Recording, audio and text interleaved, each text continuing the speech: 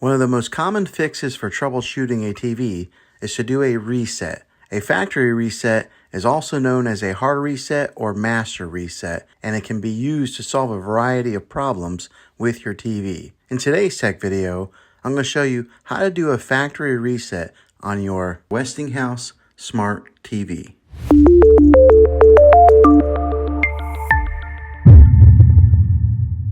My suggestion before going through a factory reset is to do a soft reset first. It'll minimize the impact of the process and allow you to save any data on your TV set. To perform a soft reset on your TV, simply unplug it from the wall outlet, and after about 60 seconds, you can plug it back in. Now make sure you are patient here and wait the whole 60 seconds. This will solve most of your problems. If that doesn't take care of your problem, then you can go on with the factory reset.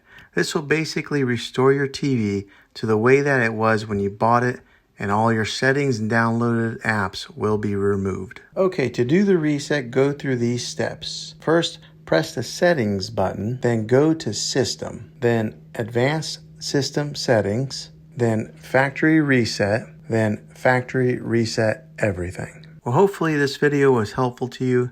If it was, hit a thumbs up on it and go ahead and subscribe to my channel. I make tech videos all the time and I would love to have you back in the next one. Take care.